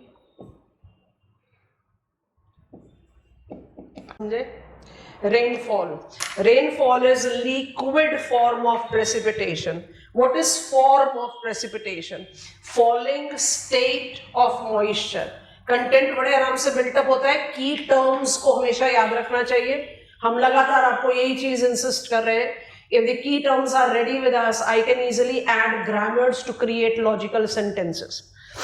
Forms of precipitation stands for what is the state of moisture that is precipitated or falling from the base of the cloud. First is rainfall. Rainfall is a liquid form of precipitation. It is commonest form of precipitation as experienced in lower latitude and mid latitude during summers. It has got a variant called drizzle. हम बड़े commonly use नहीं करते, it's drizzling outside. हम drizzle कब बोलते हैं? Lighter rains को, lighter showers को. तो drizzle को कैसे define करें? It is immature rain, both in quantity and the size of developed raindrop. कोई जरूरी नहीं है कि drizzle will be proceeding main episode of rainfall. सिर्फ drizzling के बाद भी बारिश खत्म हो सकती है. So drizzle can have its individual identity. But drizzle को हम define कैसे करते हैं? जैसे आप uncontrolled natural environment में किसी भी चीज को एकदम hard and fast binded size में नहीं बांट सकते. तो I cannot say drizzle will have smaller raindrop. आप लोगों ने कई बार नोटिस किया होगा, लाइट ब्रीज हो और एकदम इतने फाइन टेक्सचर के ड्रॉपलेट्स गलत टर्म होगा, ड्रॉप ही बोलना चाहिए, इतने फाइन टेक्सचर के ड्रॉप प्रेसिपिटेट हो रहे होते हैं कि वो ब्रीज के साथ सीधे गिरते भी नहीं, ऐसे ऐसे उड़ते हुए दिखाई देते हैं. So drizzle is what? Drizzle is immature rain. Drizzle is also liquid form of precipitation. It is also rainfall variant, but उसमें immaturity क्यों attach करते हैं? Quantity भी कम रहता है, size of the raindrops भी बहुत छोटे होते हैं. So drizzle and rain are liquid state. हटा दिया. अब आया snowfall. Snowfall is frozen form of precipitation. Snowfall being frozen form of precipitation will be experienced where? High latitude and mid latitude during winters. अब आप high latitude and mid latitude during winters के conditions को imagine करो. आप जब cloud के base से गिर रहे हैं तो आप स्नो है, पर सरफेस टेम्परेचर जो है वो significantly higher than freezing point of water है. तो जब तक आप सरफेस ग्राउंड पहुंच गए, ना तो आप स्नो बचे ना आप रेनफॉल हुए, आप क्या है, कुछ mix in between. That partially molten snow is called sleet. Sleet will be typical to mid latitude. और हमने इमेजेस देखी हुई हैं. If you have gone lucky you coniferous forest, coniferous forest का जैसे पाइन स्प्रूस इस तरह के ट्रीज में विंटर सीजन में ऐसे हैंगिंग पिनाकल्स ऑफ आइस दिखते हैं. अब इमेजिन करो, आप क्लाउड से तो गिर रहा है स्नो, सरफेस टेम्परेचर है immensely below freezing point of water. तो जो स्नो गिरा वो क्योंकि एक्सेप्शनली कोल्ड सरफेस है, गिरता हुआ snow, falling snow is getting recrystalline. Crystalline माने वो पाउडरी नहीं रह गया, वो क्रिस्टलाइन हो गया. उसको क्या बोलते हैं? ग्लेज. Pinnacles of ice. चलो मेरे क्वेश्चन का आंसर दो.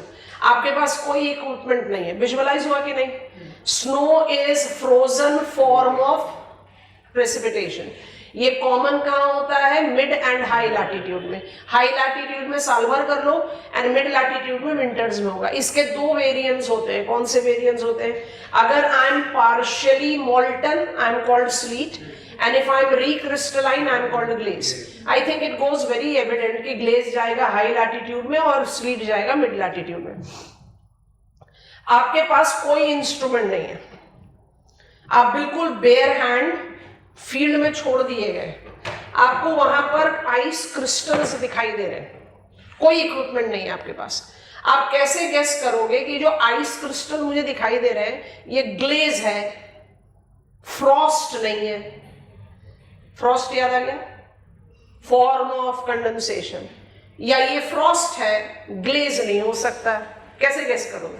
दोनों ही तो क्रिस्टल्स है. हम कन्विंस हो जाएंगे कि आपको समझ आ गया, फिर हम आगे बढ़ जाएंगे. जल्दी बताओ. Repeat the question. फिर हम रिपीट कर रहे हैं. आपको कोई इंस्ट्रूमेंट नहीं दिया, कोई टूल नहीं है आपके पास, आप सीधे फील्ड पे पहुंचे हैं और फील्ड में आपको आइस क्रिस्टल्स दिखाई दे रहे हैं. आप कैसे बताओगे कि ये ग्लेज है, फ्रॉस्ट नहीं है, या फ्रॉस्ट है, ग्लेज नहीं है? Frost was form of condensation. When condensation, contact cooling takes place, below freezing point of water. Precipitation है तो ज्यादा पिनाकल्ड फॉर्म में रहेगा, पॉइंटेड फॉर्म में रहेगा, गिरता हुआ सॉलिडिफाई हुआ, ज्यादा थिन होगा, नाइफ एज्ड होगा, समझ में आ रहा है कि नहीं। और फ्रॉस्ट कैसा होगा, ब्लंट। तभी आपको कहा इमेजिन करो कोनिफरस फॉरेस्ट से हैंगिंग पिनाकल्स ऑफ आइस। वो जो हैंगिंग पिनाकल्स एकदम पतले पतले, कई बार बिल्कुल ऐसे ग्लास की तरह दिखते हैं, वो क्या होंगे, वो ग्लेज होंगे, क्योंकि falling moisture has got recrystallized. And what is hail? Hail, ओले। Hail is, आप कहेंगे Delhi, of course with the change of the climate अब तो कुछ भी हो सकता है। सऊदी अरेबिया में स्नोफॉल हो रहा है, एंटार्क्टिका में ग्रास ग्रोथ हो रहा है, but when I take reference of normal natural, Delhi can not experience snowfall, but during summers Delhi do experience hail. Hail क्या है, ice ball. Hail will be typically experienced, और ये एक और पर्पस था कि हमने ये वाला डायग्राम बनाया था, इसको हम सेंटर पर लाते हैं, इमेजिन करना, ठीक है। यही है हेल। आपने क्या करा, क्लाउड फॉर्म किया, क्लाउड में आपने आइस क्रिस्टल्स और ड्रॉपलेट्स दोनों जनरेट किए। ड्रॉपलेट्स बढ़ रहे हैं म्यूचुअल मर्जर से, आइस क्रिस्टल बढ़ते हैं म्यूचुअल मर्जर से और बर्जेरॉन प्रोसेस से। आइस क्रिस्टल ने अपना साइज बढ़ाया, हम एक आइस क्रिस्टल को लेके इमेजिन कर रहे हैं। आइस क्रिस्टल ने अपना साइज बढ़ाया, ग्रेविटी को डिफाई नहीं कर पा रहा, मूव किया डाउन। डाउन ड्राफ्ट में या तो वो मेल्ट हो जाए और डाउनफॉल करना छोड़ दे, या अप ड्राफ्ट अभी बड़ा स्ट्रॉन्ग है, तो आप गिरना शुरू हुए और अप ड्राफ्ट ने आपको दोबारा टॉसअप कर दिया, नहीं गिर सकते आप अभी। आपको टॉसअप करा, आपका वेपर प्रेशर कम है, आपने एक और लेयर, अब आप फिर से गिरना शुरू हुए, फिर से टॉसअप कर दिए गए, फिर एक और लेयर, फिर एक और लेयर, रिपीट करते जाओ process. In this process what will happen, ice crystal will go significantly big in size. In due course of time या तो ice crystal इतना बड़ा हो जाए कि now updraft cannot toss it back again, और in due course of time updraft भी तो धीरे धीरे वीक ही होगा, any of the two case। जो ग्रोन आइस क्रिस्टल है अब वो बड़ी तेजी से, क्योंकि काफी बड़ा साइज ले चुका, बड़ी तेजी से गिरना शुरू होगा। पहले तो गिरेगा with in cloud, down draft. Thankfully that leads to adiabatic warming and multiple layers getting ablated, and from the base of the cloud it starts falling as concentric ice balls। तो हेल जो है वो hazard है, precipitation form का hazard है। आप imagine करो, we all have experienced hailstorm in our life, and when I take reference of hailstorm, standing crop को आप विदाउट एनी शेल्टर खड़े हो तो आपके सर पर भी 2-4 बज के आपकी भी हालत खराब हो सकती है, if it is big size, so it's hazard. My question is, snowfall the frozen form is ruled out in low latitude, hell is not, rather hell is more common in low latitude. Cumulonimbus के पीछे नहीं पढ़ो, उससे क्या derive करना उसके पीछे पढ़ो। For hail to develop you need strong updraft, and for strong updraft you need high moisture content. For high moisture content you need warm air, so hail will be typical to lower latitude. I hope it is comfortable. आगे वापस से दोबारा उस page पे। So hail is ice ball that makes example of precipitation acting as hazard. Examiner पूछ रहा है forms, तो मेरे तो यही 3 कैटेगरीज बन सकते हैं। और मान लीजिए एग्जामिनर ने मुझसे 10 मार्क का मिनिमम मार्क क्वेश्चन, जो मार्क्स आपको मिलेगा, minimum marks of a question is 10, 150 word लिखने। एग्जामिनर ने मुझसे फॉर्म्स पूछ लिया, मेरे पास तो 150 वर्ड बनते ही नहीं है, क्योंकि लिखने के लिए तो सिर्फ यही है। तो कंटेंट बिल्डिंग के लिए आप टाइप्स को ऐड कर सकते हो, लेकिन टाइप्स और फॉर्म्स को लिखते समय कॉशन जरूर रहना है। अब कैसे मिक्स करेंगे वो बाद में बात करते हैं। फॉर्म्स क्लियर हो गए, अब आप लोगों को मेरी मदद करनी है, ठीक है। हम आ रहे हैं टाइप्स पर। फॉर्म्स कह रहा है what is the state of moisture, what is form of precipitation, what is the state of moisture that is precipitated from the base of the cloud, ठीक है। What is types of precipitation, how precipitation has been facilitated, किस process से precipitation facilitate हुआ है। That is type. ठीक है, अब हम जानबूझकर कैटेगरीज ऐसी बना रहे हैं, डायग्राम सिर्फ दो ही बनाएंगे क्योंकि आपको साइक्लोन और फ्रंटल दोनों इवेंचुअली डिटेल्स में पढ़ना है। ओरोग्राफिक अब नहीं आने वाला दोबारा हमारे स्टडी में, हम दोनों को बनाते हैं एक 1 by 1, केयरफुल ध्यान से देखते जाएंगे। Let me first create list, diagram उसके पैरेलल बनाएंगे। So how many types of precipitation are there? एक है कन्वेक्शनल, इसका हम डायग्राम बनाएंगे। दूसरा है साइक्लोनिक, इसका हम डायग्राम नहीं बनाएंगे क्योंकि ट्रॉपिकल साइक्लोन हमें बहुत डिटेल्स में पढ़ना है, we are just inching closer towards it. तीसरा है ओरोग्राफिक, हम इसका डायग्राम बना देंगे। और चौथा है फ्रंटल, हम फ्रंटल का कोई डायग्राम अभी नहीं बनाएंगे क्योंकि हमें आपको टेम्परेट साइक्लोनिक सर्कुलेशन पढ़ाना है। अब हम कैटेगरीज इवॉल्व कर रहे हैं। आप लोग प्लीज कोशिश करना आंसर क्रिएट करने की, क्योंकि अगर आपने ये कर लिया तो you are done with it. हम कन्वेक्शनल का एग्जांपल बना रहे हैं। सो ये मेरा सरफेस है, ये वार्म है। Warm surface have facilitated convective rise, convective rise ने कंडेंसेशन किया और उसके बाद प्रेसिपिटेशन करेगा। तो ये कौन सा टाइप ऑफ प्रेसिपिटेशन हो गया? कन्वेक्शनल। ओरोग्राफिक क्या होगा? It is an orographic barrier in the path of the wind, जहां पर wind was forced to rise, rising results in cooling, condensation। ये मल्टी ऑल्टीट्यूडनल क्लाउड बना सकता है on windward side adiabatic cooling की वजह से, और लीवर्ड साइड में ये एडियाबैटिक वार्मिंग की वजह से रेन शैडो बनाएगा और प्रेसिपिटेशन फॉलो होगा। फ्रंटल साइक्लोनिक को बबल में रहने दो, वो उसी के कैटेगरीज के साथ जा रहा है। मेरा आप लोगों से सवाल है, डिसअपॉइंट मत करना, 2 मिनट के लिए रुको, उसका जो मर्जी कॉपी करना। कन्वेक्शनल टाइप ऑफ प्रेसिपिटेशन में कौन सा फॉर्म नहीं हो? अगर प्रेसिपिटेशन टाइप कन्वेक्शनल है तो कौन सा फॉर्म नहीं होगा? स्नो। आप वार्म है तब आप राइज कर रहे हैं, आप वार्म इतने हैं कि खुद से राइज करने के लिए केपेबल है, तो स्नोफॉल कैसे होगा? समझ में आया कि नहीं? इसका मतलब कन्वेक्शनल और साइक्लोनिक, साइक्लोनिक उसी के साथ लिख दिया है, बताया नहीं अभी आपको। Convectional or cyclonic are those types of precipitation where warm air rises on its own, thus can yield rainfall, drizzle, hail, but snow, sleet, glaze is ruled out। ठीक हो गया? अच्छा, ओरोग्राफिक में आप कहते हो orographic barrier has made wind rise, ये कल की क्लास में भी समझाया था। विंड राइज, वहां तो कन्वेक्शन बोल देना चाहिए, तो हम विंड क्यों बोलते हैं? क्योंकि अगर वो बैरियर नहीं होता तो I was happy moving like this, आपने बैरियर दिया इसलिए I was just forced to rise. So wind is rising because there is a barrier. अब वो चाहे माउंटेन बैरियर हो चाहे स्लोप फ्रंट बैरियर हो, तो ओरोग्राफिक प्रेसिपिटेशन हो चाहे फ्रंटल प्रेसिपिटेशन हो, दोनों में you are rising because you are being forced to.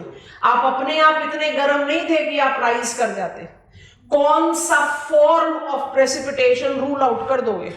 शाबाश, हेल। हिमालयस पर हाई ऑल्टीट्यूड पर स्नोफॉल हो सकता है, समझ में आ रहा है कि नहीं? पर हेल नहीं होगा। हेल के लिए क्या चाहिए होता है?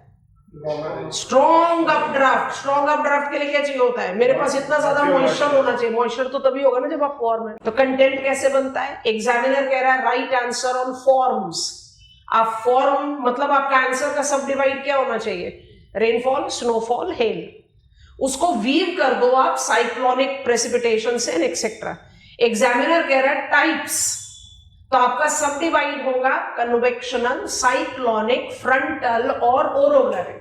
वहां लिखते समय आप लिखो cyclonic precipitation is ruled out with snowfall. लिखते समय मिक्स करो, लेकिन फॉर्म पूछे और आपने लिख दिया कन्वेक्शनल, तो आपने तो क्वेश्चन ही गलत कॉम्प्रिहेंड कर दिया, 0 मार्क्स आ गए पूरे को।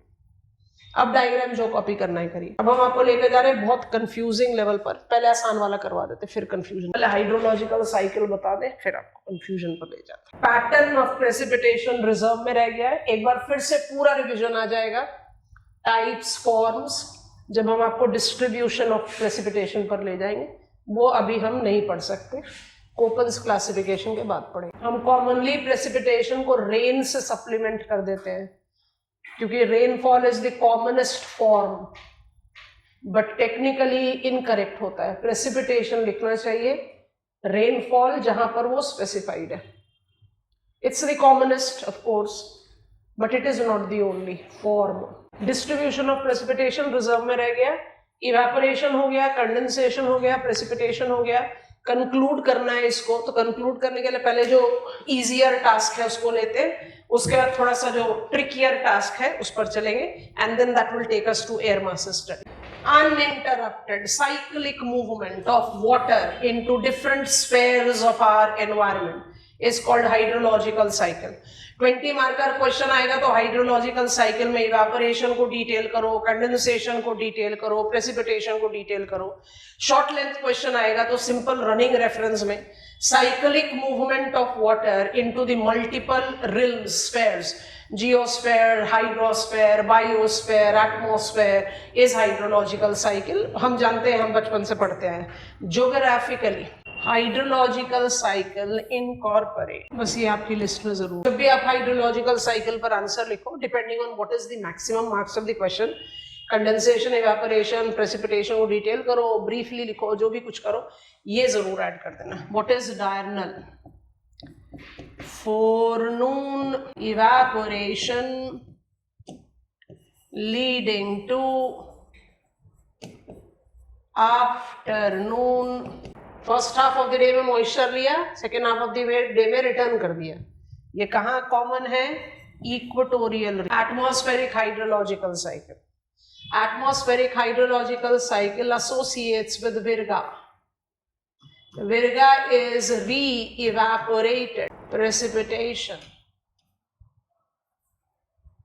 before reaching ground.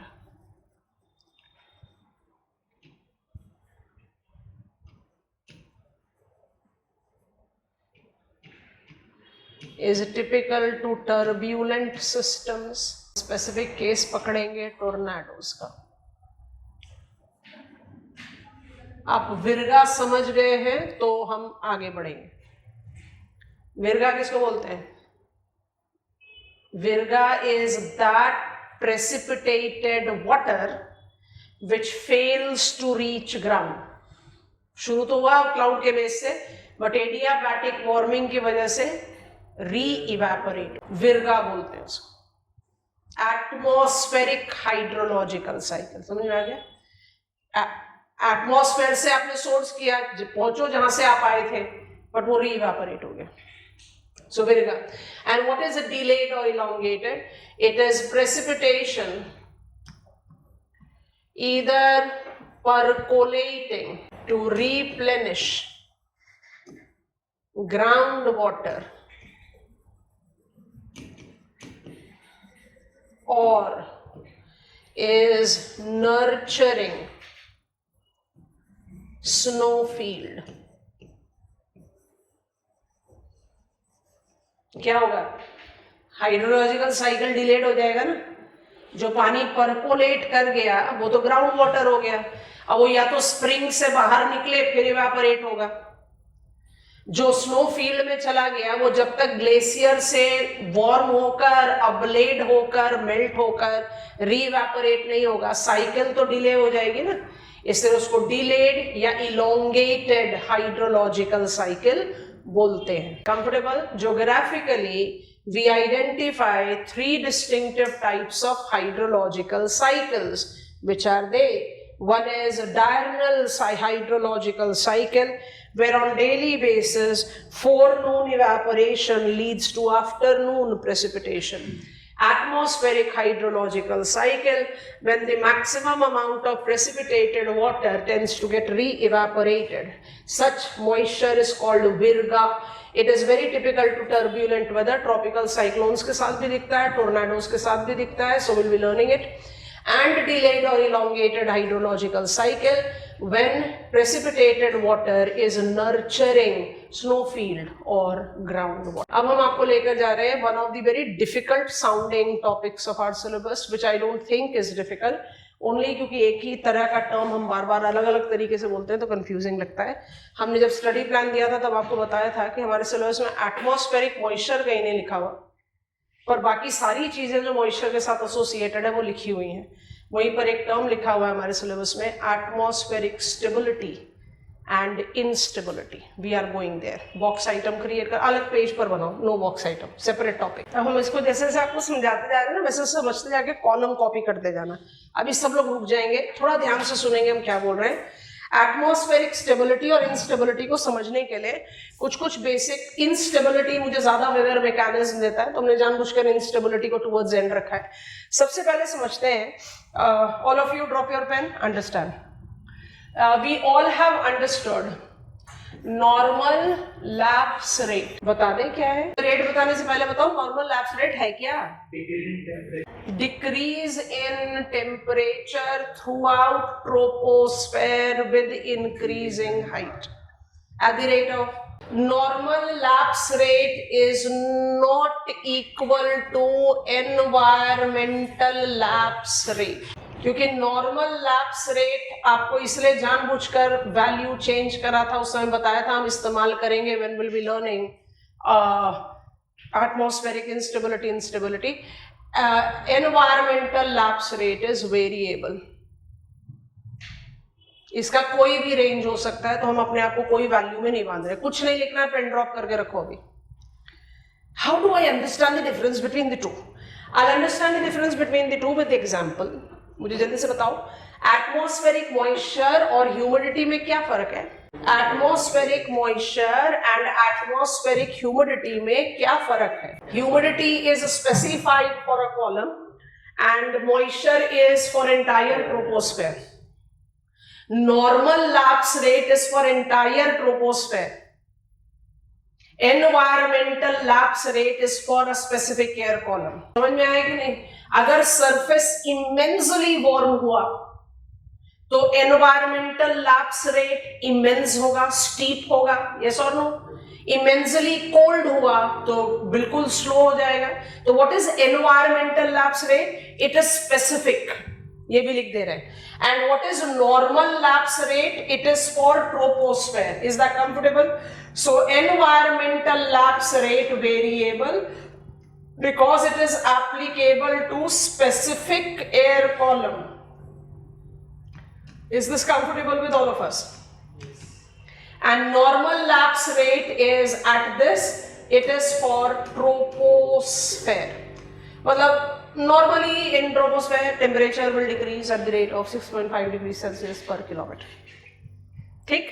अच्छा, अभी कॉलम 1 में ही हमें एक second pair of lapse rate को पिकअप करना है. अब मुझे जल्दी से बताओ what is meant by adiabatic cooling.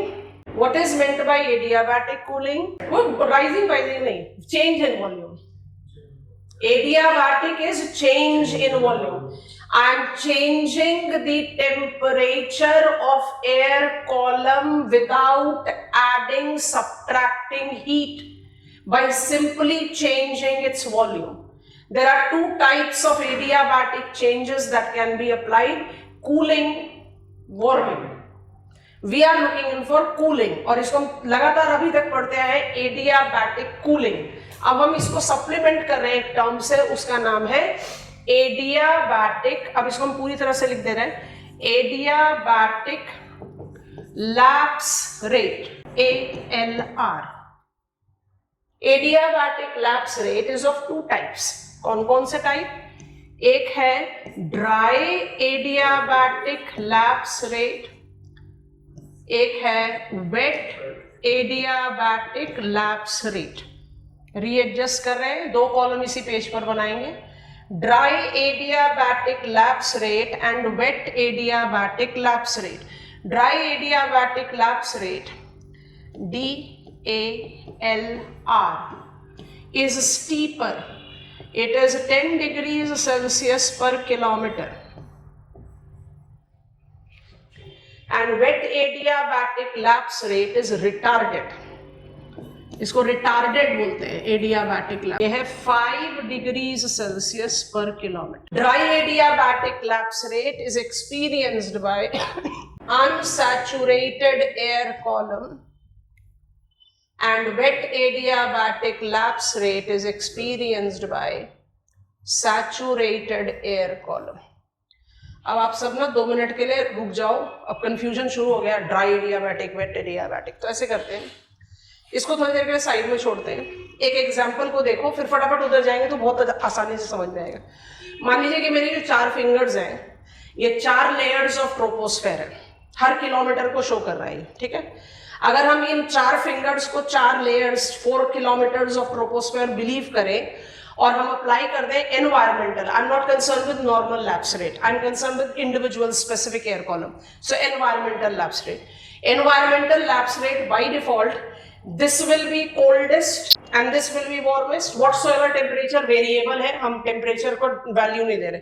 That means in any given air column, temperature ultimately is decreasing with increasing height. The rate of change of temperature is variable. Environmental lapse rate, हम उसको कोई value नहीं दे रहे, ठीक. So ये हुआ environmental lapse rate. अब ये marker, I am warm air, I am rising. As I rise, warm air rises. As I rise, I am subjected to cooling. As I rise, I am subjected to cooling. जल्दी से बताओ, I am subjected to adiabatic lapse rate. समझ में आ गया? अब अगर मुझे rise continue करना है तो मुझे मेरे सराउंडिंग से वार्मर रहना पड़ेगा, लाइटर रहना पड़ेगा. अगर मैं सराउंडिंग से डेंसर हो जाऊं तो राइज रुक जाएगा. समझ में आ गया कि नहीं? दोबारा से, tropospheric layers cools at environmental lapse rate and rising air columns are subjected to adiabatic lapse rate. Rising air columns can have 2 characteristics. I am yet to reach my dew point temperature. मेरा characteristics बताओ. Unsaturated. If I am yet to reach my dew point temperature, I am unsaturated air column. My rate of cooling will be steeper. My rate of cooling will be 10 degrees Celsius per kilometer. But if I am cooling below my dew point temperature, I have reached my dew point temperature, I am saturated now. My cooling rate will be retarded. क्यों retard हो जाएगा? Why do you think that wet adiabatic lapse rate is half of dry adiabatic lapse rate? Release of latent heat. Release of latent heat retards wet adiabatic lapse rate. So saturated air column cools at 5 degrees Celsius and unsaturated air column will cool at 10 degree Celsius. समझ में आ गया? चलो, ये वाला हमारा column 1 ready हो गया, clear हो गया. अच्छा, अब आ रहे हैं जो हमें पढ़ना है. स्टेबिलिटी के लिए जगह है, इंस्टेबिलिटी अलग शीट पर बनाएंगे. Stable, how do I justify stable atmospheric condition? Stable atmospheric condition का सबसे पहला पॉइंट है हाई प्रेशर बना लो, सबसाइडिंग एयर क्रिएट कर लो. If it is high pressure, subsiding air, stable condition. सब कुछ काम, क्वाइट कुछ भी नहीं कर पड़ना आपको. Dry condition, no cloud, everything is done. तो स्टेबल एक तो हाई प्रेशर के साथ चला गया, ये तो समझ में आ गया. जो अब हमें कंस्ट्रक्ट करना है वो ये है, stable condition also evolves when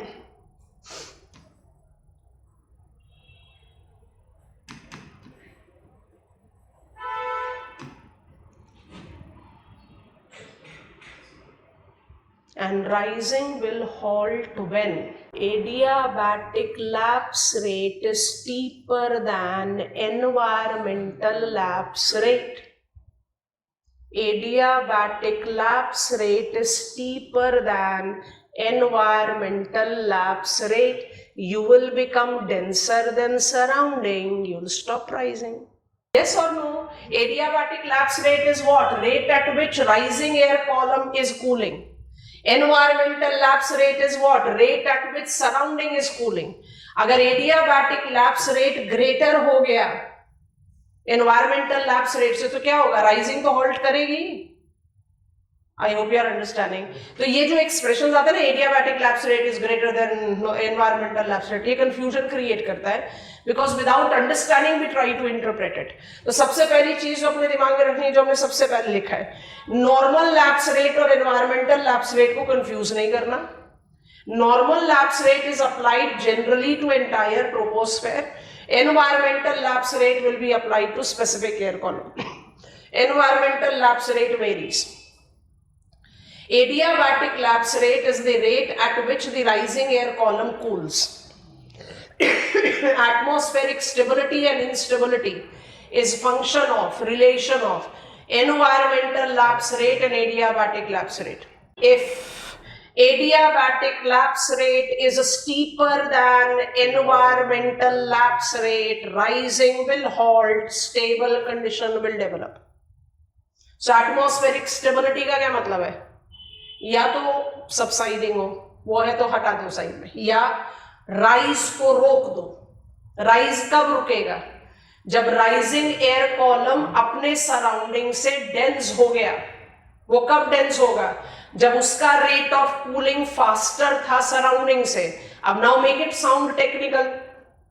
Atmospheric stability denotes that condition when adiabatic lapse rate is steeper than environmental lapse rate. आपको समझ में आ गया है? कॉपी डाउन करो जो भी कुछ कॉपी करना. So for climatological reference, it doesn't give us much scope to say elaborate. So stability is when there is subsiding air column. तो ऐसे करके सोचें, every high pressure is subsiding air column location. So every high pressure denotes atmospheric stability. But stability also evolves when rising halts. What will make rising halt? When adiabatic rate of cooling becomes steeper than adiabatic rate of cooling, rising air becomes denser than surrounding and stops rising. It can start descending also, that is a different thing, but rising has halted. I think all of us have understood all. कोई दिमाग में आ रहा है condition, कोई ऐसा weather condition जो stability के साथ एसोसिएट कर पाओगे? स्टैटिक टेम्परेचर इन्वर्जन पढ़ा था, प्रोसेस ऑफ कंडक्शन से. Can I relate it to atmospheric stability? Yes और no? Come on. Ground is cold, air column in contact with it is cold, it is now not transferring heat because air is poor conductor of heat. Vertically over warm रहेगा पर surface पर cold है, and that is what has generated conduction या radiation inversion, non-movement static inversion. याद आ रहा है कि नहीं? Excellent example of atmospheric stability. कोई मेजर वेदर मैकेनिज्म एसोसिएट नहीं होता. Stability is no major weather mechanism. तो ये ज्यादा प्रोमिनेंट कंडीशन नहीं है हमारे. प्रोमिनेंट कहां पर आता है? ध्यान से देखते जाओ. Instability. Absolute instability is identified to be the condition when environmental lapse rate is steeper than steepest adiabatic lapse rate. तो steepest adiabatic lapse rate 10 degrees Celsius पर किलोमीटर है ना? Yes or no? मतलब आप अगर डेफिनेशन को लिखना चाहो तो कैसे लिख सकते हो? एटमॉस्फेरिक इंस्टेबिलिटी तो तभी होगा ना जब राइजिंग कंटिन्यू रहेगा. राइजिंग तभी कंटिन्यू रहेगा जब rising air column is light enough compared to surrounding to continue to rise. इसका मतलब for unstable condition I need to have adiabatic lapse rate to be less than environmental lapse rate. Other तरीके से जैसे हमने लिख दिया यहाँ पर, और environmental lapse rate to be steeper than adiabatic lapse rate. Rise continue रहेगा, राइज करते जाओ, कूल, कंडेंस, प्रेसिपिटेशन सब चलता रहेगा। There are two variants of atmospheric instability. एक को बोलते हैं absolute instability. Absolute instability सबसे turbulent weather conditions develop करता है। आप सोच कर देखो, adiabatic lapse rate, environmental lapse rate कितना स्टीप है, मोर देन 10 डिग्री सेल्सियस पर किलोमीटर। मतलब हाइपोथेटिकली आप अप्लाई कर लो कि एयर कॉलम हर किलोमीटर पर 11-12 डिग्री सेल्सियस टेम्परेचर डिप कर रहा है, तो जो राइजिंग एयर कॉलम है उसके कंपैरिजन में तो बहुत light, it will be shooting up and will create lightning, thundering, turbulent weather condition. अभी हमने टर्ब्यूलेंट वेदर कंडीशन ज्यादा पढ़े नहीं, प्रेसिपिटेशन टाइप्स पढ़कर यहां पहुंचे। क्या मदद करा दोगे कि एब्सोल्यूट इंस्टेबिलिटी में कौन सा टाइप ऑफ प्रेसिपिटेशन लिखा जा सकता है as example? Cyclonic and convectional example हो जाएंगे ना एब्सोल्यूट इंस्टेबिलिटी के लिए। Come on, I am absolute unstable, I'm absolute unstable, I'm warm enough to rise on my own. And why I'm warm enough to rise on my own? Because my surrounding is too dense. What does that mean? Environmental lapse rate is greater than adiabatic lapse rate. Why absolute? Because environmental lapse rate is steeper than steepest adiabatic lapse rate. तो यहाँ पर आपके examples कौन कौन से हो सकते हैं जो अभी हमारे रेडार पर हैं? आगे बढ़ेंगे तो और भी एब्सोल्यूट इंस्टेबिलिटी के एग्जांपल आएंगे। एक तो कन्वेक्शनल रेनफॉल है और एक साइक्लोनिक रेनफॉल। ये दोनों बहुत अच्छे एग्जांपल हो गए हमारे एब्सोल्यूट इंस्टेबिलिटी के। अब आ जाइए कंडीशनल इंस्टेबिलिटी पे, 2 मिनट के लिए रुकिए। कंडीशनल इंस्टेबिलिटी को कहते हैं it develops when environmental lapse rate is in between wet and dry adiabatic lapse rate. हमने लिखा ऐसे दिया, it is in between।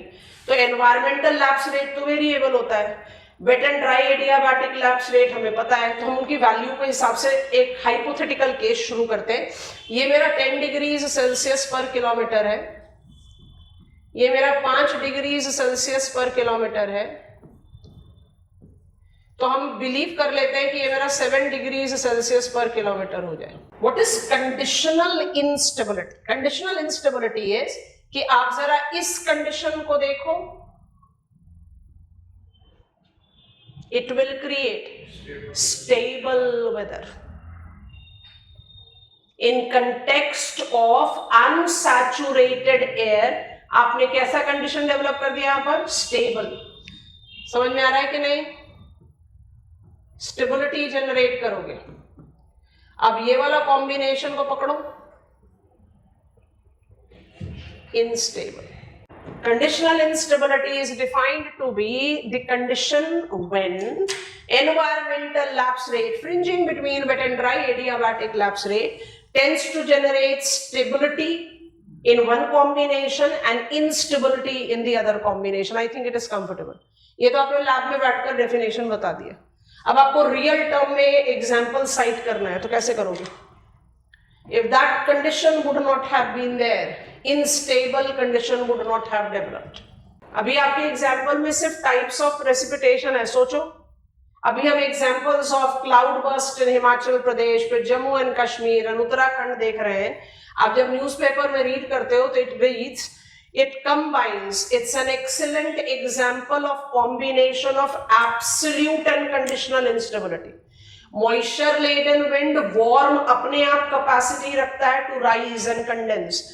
Mountain barrier उसको further rising देता है, and slope of the mountain क्या करता है? आपने bucket full of water पलट दिया, slope में there is the accelerating movement down slope and it creates havoc.